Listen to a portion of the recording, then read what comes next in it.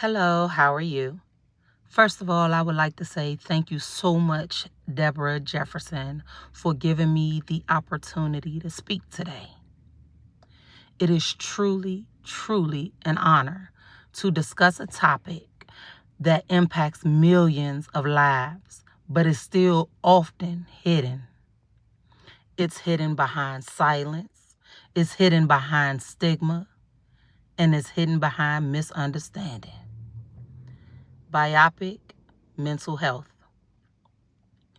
When we say BIPOC, we are referring to Black, Indigenous, and people of color. While every person's mental health journey is unique, many individuals within BIPOC communities face additional barriers created by systematic inequities, historical drama, cultural expectations, discrimination, and limited access to quality mental health care. Mental health does not discriminate.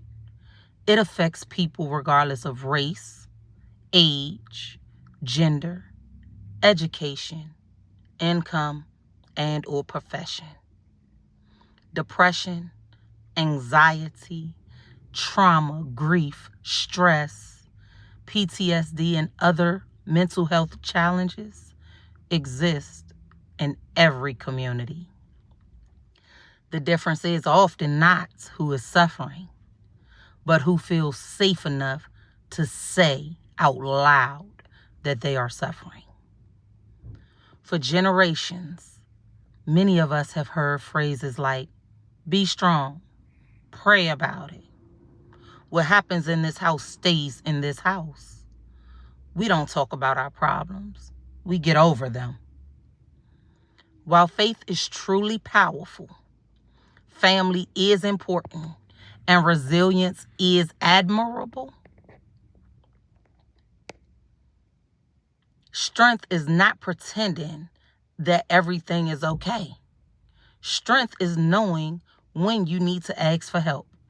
Strength is choosing to heal. And strength is allowing yourself to be human.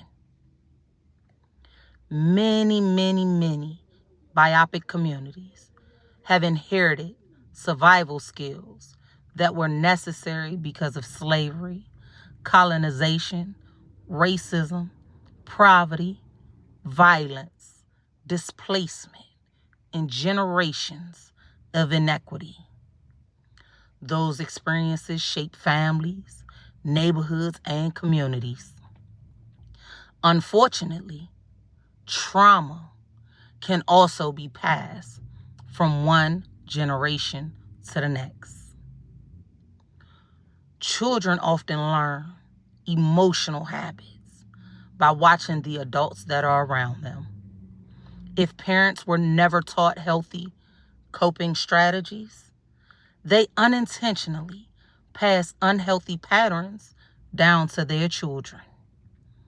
This cycle can continue until someone decides that healing is more powerful than silence. That person can be any of us. Mental health deserves the same attention as physical health. If someone breaks a leg, we encourage them to see a doctor. If someone has chest pains, we tell them to call 911. If someone is battling depression, anxiety, overwhelming grief, we should respond with that same sense of urgency, compassion, and support, not judgment. Unfortunately, many people avoid seeking help because they fear being labeled as weak, unstable, or crazy. But what people don't understand is that words hurt, and words do matter. I had a nephew. He committed suicide a couple years ago now. He committed suicide because he was getting bullied in school. There was another incident with another young child who committed suicide in the school building. He hung himself in the school bathroom. This is such an epidemic amongst our children, especially our children, and even more so African American women as well. We struggle trying to keep the household together and go to work, maintain mother title, wife title, daughter title. No one ever seems to ask, are we okay? And the black man, he struggles as well with it. He has to put on his boots and act like everything is okay. He has to go out every single day to provide for his household. Does anyone ever ask him, is he okay? Nope. They just expect him to provide and protect and to be okay. And it's not always okay. The way we speak about mental health can either encourage healing or deepen the shame. Imagine carrying invisible pain every single day while feeling like no one would ever understand it if you shared it. Imagine smiling in public while you're crying in private. Succeeding professionally while silently struggling emotionally. Many people don't have to imagine it because it's their reality. They're living it. This is why conversations like today matter. Representation in mental health matters. People deserve access to counselors, therapists, psychologists, psychiatrists, social workers, peer support, and professionals who understand their cultural backgrounds and have lived through these experiences. Cultural competency isn't simply about race. It's about listening without making assumption. It's about recognizing that history does influence mental health. It's about understanding that healing looks different for different people. Access is another challenge. Many BIPOC communities face financial barriers, transportation challenges, insurance limitations, provider shortages, long wait lists, and a lack of culturally responsive services. Some people just cannot afford therapy. Others live in communities where mental health providers are just difficult to find. Some fear discrimination within the healthcare system. These barriers are real. They require systematic solutions, community partnerships, policy changes, and continued advocacy. But while systems continue to improve, we can each make a difference beginning today. We can normalize conversations about mental health. We can check on our family members beyond the, hey, how you doing? Are you okay? And actually listening to the response, even if their hello sounds a little off. Don't ask them, hey, how you doing today? And expect them to just say they're fine so you can go on with business as usual.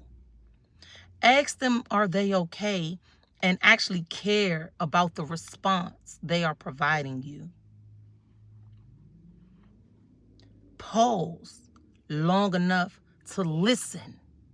Listen for the cry for help.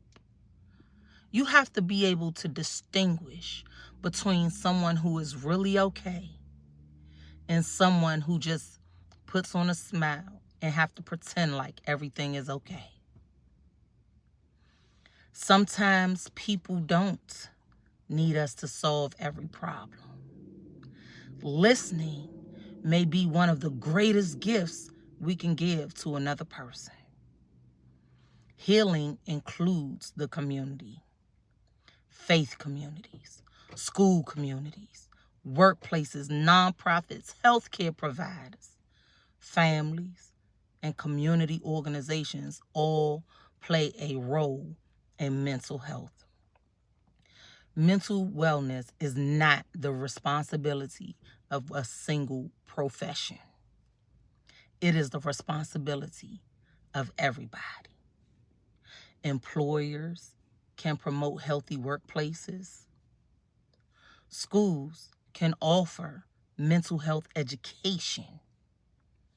Faith leaders can reduce the stigma while encouraging professional support when it's needed.